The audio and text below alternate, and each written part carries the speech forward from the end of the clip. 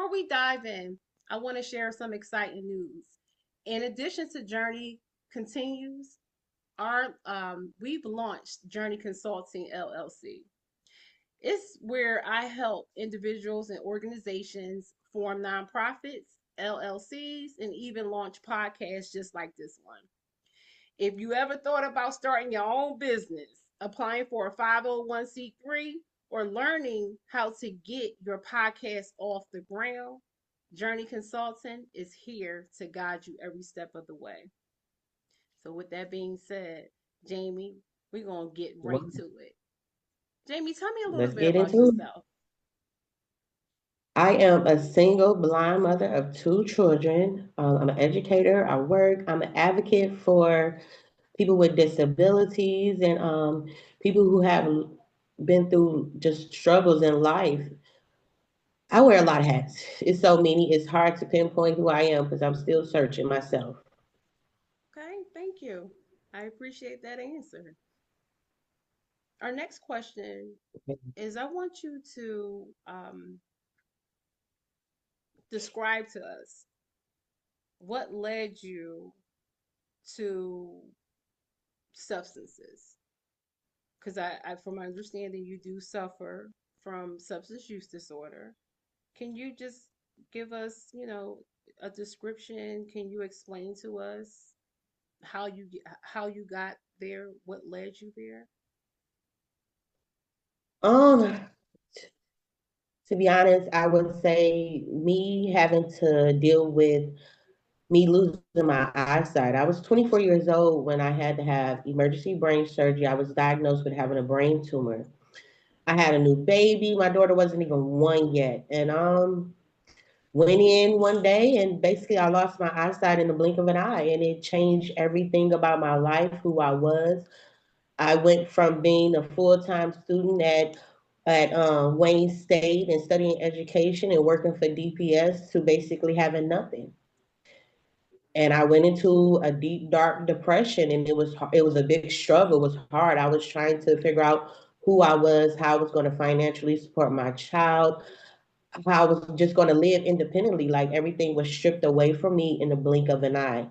I went in one day with sight and came out the next day with being told you're legally blind. We may never regain your vision back, and we just got to do brain surgery to kind of fix the problem. And at that point, life started lifing, and I got stuck in a dark place. And the only thing that could really help me get out of that place was drinking. It seemed like when I would drink, I just felt normal. I was floating on water, like I was untouchable. I didn't have to face all the demons that I was battling in the inside. That was my next question. What substance did you suffer from? So I started drinking just to numb the pain and it just made me feel so much better. I started off with just drinking wine. I was like, okay, I'm just gonna have a little bit of wine, just a glass or two, just to get me through a day, just to help me wake up out the bed and kind of start to form my day. Then it went from a glass or two of wine to maybe a shot or two of liquor. Then it went from just me drinking just wine and liquor like on the same day. Like it didn't matter. It was made me feel better. Okay. How long did you stay in that state? Like, how long was your addiction? How long did that last? I think that space is like an ongoing space, I would say, because once you start dealing with one issue, a lot of issues came along. So when I was sitting in that dark tunnel space that I was in, and I was in it for years, it was like everything else in my life started crashing down on me. So it was like now you have to deal with the loss of a father. Then I had to deal with a mother who suffered from a crack addiction and growing up in that environment and seeing her in her domestic violence situation. So everything that I had masked as a child and a teenager, it really kind of opened up once I had to deal with my depression. So then it basically that just made me want to drink more and more and more because it was so much I had to hide. So I don't even know how long it lasted. It really lasted a long time because it was everything I needed was the drink and just to cope with just everyday life and my insecurities that came with being blind. And it was just the liquor was my best friend. Now, I have a question. When did you start out using alcohol? Just period. Did it start in your adolescent years or Yes, most definitely in my adolescent years, most definitely. I can remember my first drink was Jack Daniels. how old And were I was you? young. I probably was about Whew. maybe 12, 13. Okay. Thank you for your Yeah, vulnerability. Wow. Thank you for sharing that. So, yes, it was young, young. Most definitely young. so how did you get introduced to it? You said at the age of 13. How was you Just introduced to that? Was it in the home already or you was around some friends? How did that happen? yeah, just around some other people and cousins and other people who were and friends who were drinking, and you want to hang out with the older people, and you just start doing stuff you shouldn't be doing at that age. Okay. Now, you said I want to touch on your And at that mother. yes, and at that time, my mom was battling her addiction to drugs. So, and then I had a little brother who I was helping to raise. So I think the drinking kind of like it might have started then because it was really just a relief. I didn't have to deal with what I came home to. Okay. So my But question so for you is your mother. I know you said this is the time when your mother was in her addiction. yes. What did that look like when you were a preteen? Oh my goodness. I think that was the most. So what I know about my mom was that rest her soul, rest her soul. I love her so much. Um, She had had an addiction for a long time, but I guess what they would say will be a functional addict. She was able to maintain her jobs and do everything she had to do, but at a point, it kind of took over, and she couldn't do that anymore. So in the beginning, it was like you really couldn't tell. You didn't see any changes. We still was living a good life, and everything was still going and going and going. And then all of a sudden, it changed really quick. And then you start to see how things in the home change. How she started to look, and just the people she would have around. It went from bad to the worst of people. So it was just a lot of, I want to say, struggles with basically like seeing her go through situations where she will be fighting with dudes over drugs, or um I didn't want her around because of how she looked, because she was so skinny, and everybody in the neighborhood knew that she was a drug addict. So I didn't want her around. I didn't want her at no school functions. I didn't have friends over from school because I was embarrassed of them seeing my mother in that situation. And I didn't want anything to come up missing because at that point she was in the worst of her addiction. So you would have to hide your wallet or hide any valuable belongings because you didn't want her to take it. So I really kind of sheltered and isolated myself from the outside world. Okay. And when did your mom pass? She passed in 2022, but Okay. she had been sober for maybe I want to say 14 years. 14 years. So you was able to Yes, get your mother sober before she passed. actually, I went away to college. I decided to get away. I said I'm gonna get away, and I'm gonna go away. I'm gonna just try to escape everything around me. And I went away to Michigan State. And I got a call one day. I'm searching for my mom, and I'm like, where's she at? She's not nowhere to be answered. My brother doesn't know where she is. So it's like, and right after finals before Christmas, I said, okay, I'm going home. Let me figure out what's going on. I got a call right before I was leaving, and it was like, your mom is in the hospital. So I get home, and I realize She had been in the hospital for 14 days from methamphetamine poisoning. She got a hold to some bad dope, and luckily she survived.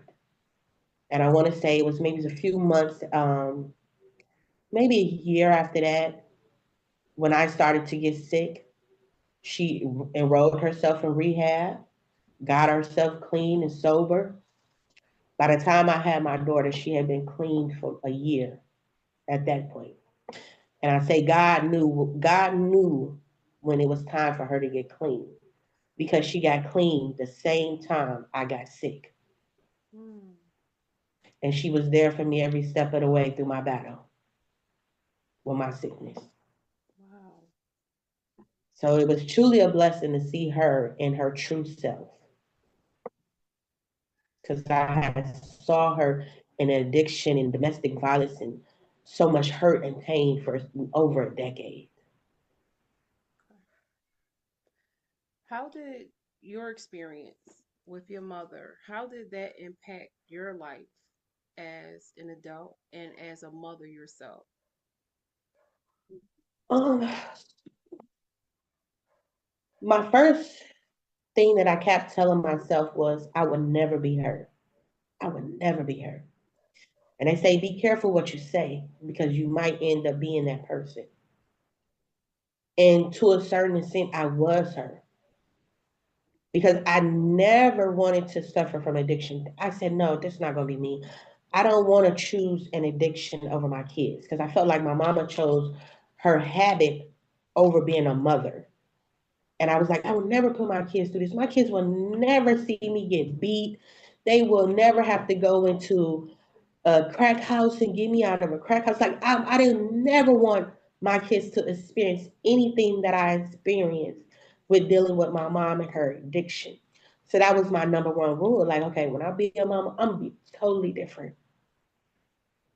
So I think that was the biggest lesson that I took from that situation is how to be a good parent because I never neglected my kids, never.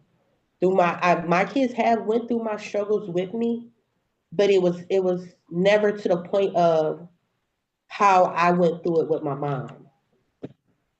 And then once I saw her in a different light when she got sober, it was like now I have that aspect of where I learned how to be a caring mom, a mom who dedicated herself to her children, who would drop whatever she's doing to help you, who would give you her last, who would help anybody in the community, who will fight hard for what she believed in.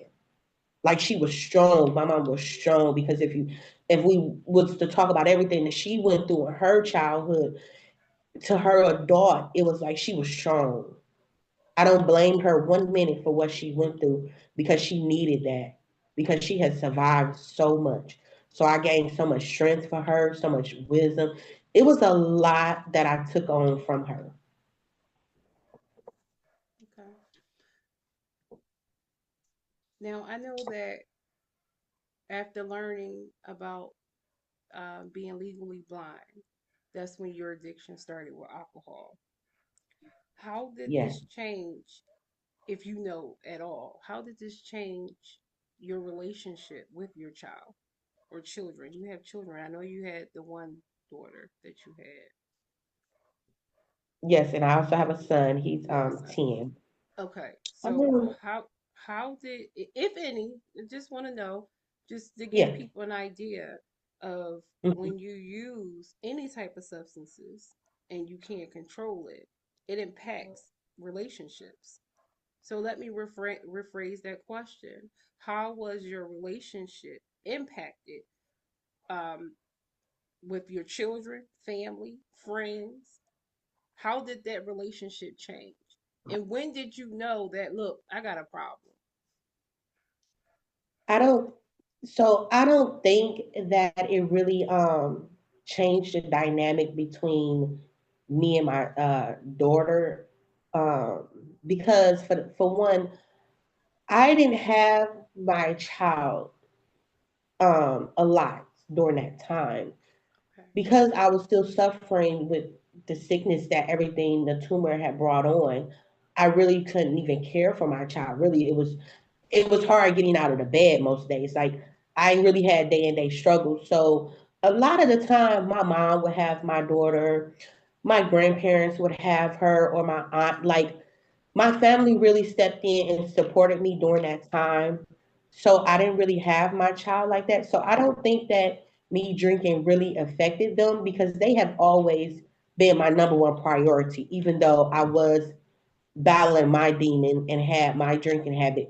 I still made sure that they were fed, they had clothes, they got up for school every day. Like it kind of did not really hinder that part of Okay. because as I say, when I go back with my mom, that was one of her worst downfalls with her addiction is that she couldn't other, but then it was like the nightlife kicked in. The nightlife was the party life. And it seemed like one big party every day. I'm just kind of what it was kind of like I was living two different lives. I was a mother in the daytime and made sure my kids did everything else. And then once 5 o'clock hit, or I made sure they was fed and homework was done, it was the nightlife. That was the drinking and drinking and drinking. And then on the weekends it was 24/7. So when did you realize it was a problem? Because obviously it came a point that you said, "Look, Yeah, this ain't working. Something I gotta do something." When you when did that aha moment take place? When did that happen? to be honest with you, and I'm gonna tell you the aha moment. It wasn't a moment of it was a moment when I was just drinking every day. And it was like I'm still waking up with the same issues that I went to sleep with. Now it's just 10 times worse than what it was. I still got to deal. This ain't doing nothing. This ain't nothing but quenching a thirst, is what I felt like. And it was a moment when I found myself on my bathroom floor with a bottle in one hand and a knife in another. I'm on that bathroom floor. I'm drinking. I'm crying. I'm drinking. I'm crying. I'm drinking. I'm crying. And the next thing you know, I slipped my wrist. I think that was my aha moment. I literally wanted to take myself out of here. That was the moment of realization to me that enough is enough. The drinking ain't helping you. This ain't what's up. You got to figure out another way to deal. So the moment I tried to commit suicide was my aha moment, the scariest moment of my life that woke me up. And I think at that point in my life, I was so past the fact that I felt like my kids will be better without me. Because at that moment, I started thinking, well, how am I going to take care of my kids when I can't even take care of myself? I'm legally blind. I'm drinking all the time. Like, it's nothing really here for me. So I was ready to take myself out the game with a bottle in my hand and a bloody wrist. I was ready to go. After you suicide, attempted suicide, what was the next steps? So you cut your wrist, and I can picture this. You're on the bathroom floor, you're crying, you have a bottle in one hand, and you have a knife. The point, it looks like to me, what I can see, you set the bottle down and you just went for it, right? Yep, After yes, that ma'am. happened, did you get In up? that moment, Go nope, ahead. in that moment, I so my dad had been my dad. I lost my dad to cancer when I was 10 years old, stomach cancer. At that moment, I there was a voice, and the voice was like, "Baby girl, it ain't your time. I got you. You gonna be okay." And I remember saying to myself, "Who is this?" And it seemed like I saw my daddy as clear as day. Like I wasn't even blind in that moment. Like I saw his face clear as day, smiling at me. And in that moment, I think I blanked out or something because the next thing you know, my mom was there and I went to the hospital and they patched me up and they had all the therapy, all the psychiatrists come in and everybody's talking to me. And at that point, I got into therapy. And therapy was the best solution. So that was my next step was therapy. During therapy, were you able to deal with your past trauma from when you was a child, your childhood trauma? Oh my goodness, therapy! I think it opened the floodgates. It opened it up. Mm-hmm. I mean, we went from me being maybe like 5 years old till up until that present moment. That's some good old It was journey. so much Mm. that I did not realize that I was holding in, that I did not deal with. And honestly, to this day, a lot of my close cousins will say the same thing. You don't deal with grief or challenges when you're supposed to. You have to. So that's still a struggle with me to this day. Like I buried so much so I could just continue to move on stuff. So with therapy, I had to learn so much because at the end of the day, it will take you out. It will take you into a whole different space that you don't want to be in. Okay? Because if you look back on everything, it's like, wow, oh my goodness, that's a lot for a person to endure in her early ages. And when I was going through what I was going through, I didn't have anybody to talk to more to. I grew up on the east side of Detroit. You, it's nobody in my neighborhood who said he was literally blind. There was nobody to turn to the life, try to help me figure out how to deal with it. There was nobody I could look up to. Raised in a home that I like. What goes on in our house stays in our house. You want to talk to somebody? Go talk to God. God, no problem, and He'll fix it. But to me, God wasn't fixing nothing. The bottle was fixing everything because I blame God for being in the situation that I was in. So if you can stop me from losing my eyesight, you can stop me from dealing with my mom's addiction. You couldn't stop me from losing my heart. You couldn't stop me from doing none of that. So how are you going to stop me now? But the bottle made me feel better. It was stopping me from thinking about all of that. So when I finally decided to go to therapy and say, yeah, let's do the therapy, it really helped. It was like, why didn't I listen? Why didn't I figure out therapy first? Because then it would have stopped everything else from happening. And I Because we weren't told to go to therapy in our household. That was not an option. and I just Therapy was only for what they would say crazy people. and I just heard you say that why didn't I choose therapy first? You chose it when you were supposed to choose it first and foremost. And it's funny that you say that in our household, we're told that you're not going to therapy. What goes on in this house stays in this house. And I was just speaking to someone, letting them know culturally, that's how we deal with our problems. And it's a learned behavior from our parents, whoever have raised us, have been raised like that. Dealing in human behavior at Wayne State as social work, I'm learning that a lot of our actions in the decision making process stems from when we were younger. Is a learned behavior.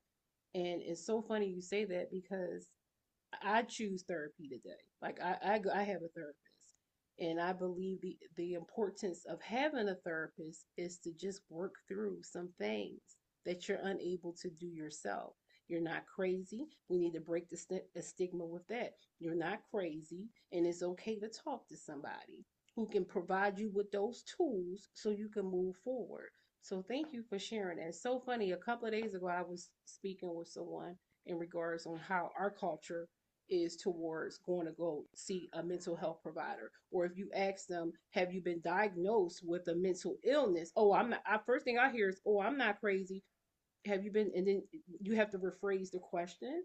Have you been diagnosed with anxiety? Oh, yeah, depression, schizophrenia. But when you say mental illness, I'm not crazy.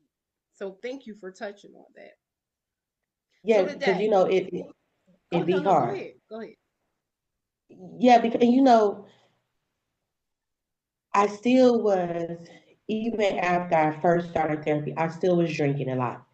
Hmm. Because I had to go through a couple different therapists to really find that one. So it was still the alcohol was still the struggle then, because it was like, okay, you're not really helping me. I don't see this connection between us. You just sitting here looking at me, and I'm not wondering. I'm not figuring out what's going on. You ain't saying nothing. So it took me a while to really find that one, and I thank God for that one. Hmm. I truly thank God, because she helped me get back, not only to being my, she helped me to rediscover who I am, and also she helped me learn to let go of what I wasn't and what I was holding on to, and she helped me get back on that spiritual path that I really needed, because she started pointing out the things that God did. Hmm. She said, "You no, don't focus on those losses you took. Focus on what He did." And ever since then, it was like she helped me focus on the good things. It was like chance. She would tell me like, "You may be legally blind, but you still have life." She was like, "Yeah, you battle with drinking, but you're still here. You trying to figure out how to start over." So it was that's what therapy really helped me. It helped me focus more on the positive aspect of life versus all the negative things that were going on. And that's how I live my life to this day. My friends be looking at me like, okay, I know you want to be on this little positive vibe, but this is what's going on. No, you gotta really dig into what's the positive aspect of it. Don't stop holding on. Because when you hold on to everything negative, you ain't gonna do nothing but drink more, and you blocking your own blessings. So now that I learned that, that is just my motto. Wow. And then she helped me get back in school. I went back to college, earned 2 degrees, got my associates, got my bachelor's degree in human services, and I started rebuilding my life. I'm glad to hear And it that. was no longer drinking to cope Mm. with my troubles. It was no longer that. If I had a drink, it was just a social at a party or get together. It was no longer me just drink. It was no longer drinking to cope. That was gone. That's over with. Today, I heard you from the barriers where you first went and started treatment, seeing a therapist, where which led you back to school, where it built your relationship with God. I like to call him Jesus. Yes, yes. What are you doing today? Today, honestly, I am an advocate. I am a survivor. I feel like I have a story that is a testimony. I am a living testimony. I have survived 11 surgeries, 2 brain surgeries, 3 eye surgeries. thyroid surgery, stomach surgeries. I have survived it all. I am a living testimony. I am an advocate for those who have struggled with any type of addiction, who have grew up in a household where there's domestic violence, sexual assault, who battle with any type of sickness or disability, who is a single parent with a disability trying to raise kids on your own. I am a survivor of all that and an advocate who is ready and willing to speak out and help those through my story so that to commit suicide because she felt like life was over or giving herself to people who didn't need to be, who wasn't worthy because she felt she wasn't worthy of herself. Like I'm a woman ready to stand in my shoes and help others. Um, yeah, that's who I am to this today. I am a behavioral therapist. I work with children who have autism, and that's just amazing story themselves because they truly brighten up my day seeing them. Um, a mother of two wonderful kids who've never been in trouble, who've never seen the worst of the worst. A homeowner. I'm in the process of writing a book to share my story. Like I wear so many hats, but all of the hats is a hat that will inspire others to do better, and it will get people out of that dark tunnel that they may be in. What would you say So to someone who may be watching? What would you say to them if they're struggling with a substance use disorder, struggling with some type of substance? What would you say to them? Hearing your story from your childhood, your adolescent to your adulthood, you have been through so much, and I commend you. And you are courageous to even come on and share that information because a lot of people like to keep that private. They don't want people to know what they've been through.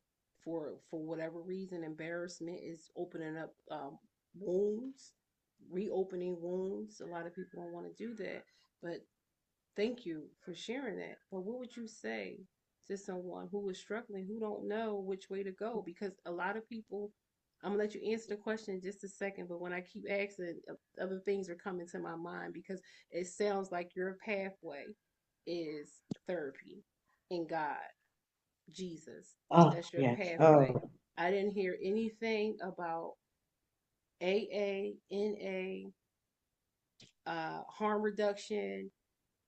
That's your pathway. And we need to be clear that your pathway don't have to be AA. It just doesn't. It's okay to have different pathways. It don't have to be NA. It can be a multitude of things. So let me go back to the question. I apologize. no, you're What okay. would you say to someone Okay, who don't want to go to AA, who don't want to go to NA, who don't even okay. want to be bothered with God? Like God done failed me because you said that in the beginning. God failed me. Yes, he did. So what I What would say you is, say to them? you have to find out what works for you. What will put you back in that place of happiness and comfort? Yeah, I blame God. I honestly did. But I also looked at it as, because I actually didn't even think there was a God no more. I was raised as a Baptist, but I had lost all type of religion. My faith was going out the door. But what brought me back to him at the end of the day was I may have had my eyesight taken away by the devil, I say. I may have had so much stuff I had to deal with in my childhood because of the devil and choices that people make. However, God kept me. Jesus never let me go. He stood right by my side. Even when I blamed him, cursed him, he stood right by my side. Out of all 11 surgeries, there had to be a man upstairs because some people don't survive one surgery. So for me to survive 11 and not one but two suicide attempts, and for my kids to still be by my side, not being taken away by CPS, or not having my family take my kids away, not being committed. Like it was so much that I had to look at and said, this is what God saved me from. Everything that He put me through was for a purpose. It was for a reason. I may not understand that reason, but it did justice. So that's why God was my focus and what helped me get through my substance abuse with alcohol. It wasn't nobody else. It wasn't myself. It wasn't my kids. It was Jesus Himself that was standing with me. So no, you ain't got to go to AA, NA. You ain't got to go none of them. But if you need it, go ahead. It's to each his own. It's whatever works for you. Even if you have to try several attempts. If you try NA, it don't help. You try the next one, it don't help. Then maybe try your faith. Whoever you worship, because prayer will get you through it all. So whatever you have to do to get yourself to a sober living, then go ahead. Let's not mask all the trauma that we hold from whether or not it's adult, childhood, whatever you may battle with that causes you to have a substance abuse issue. You have to deal with that first because you have to get to the root of the problem in order to get to the goal, the finished product. You got to see why you drinking or why you using.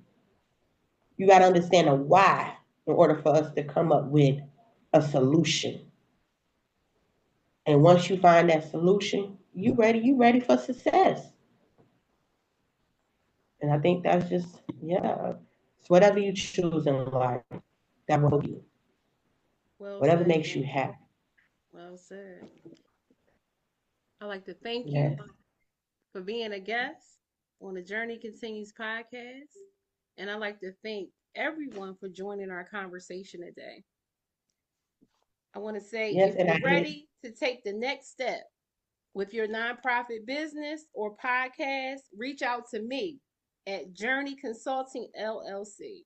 We specialize in nonprofit formation, compliance, and podcast development. I'm gonna put all the comments I'm gonna put my information in the comment section where you can reach out to me if you're interested or if you know someone that's interested.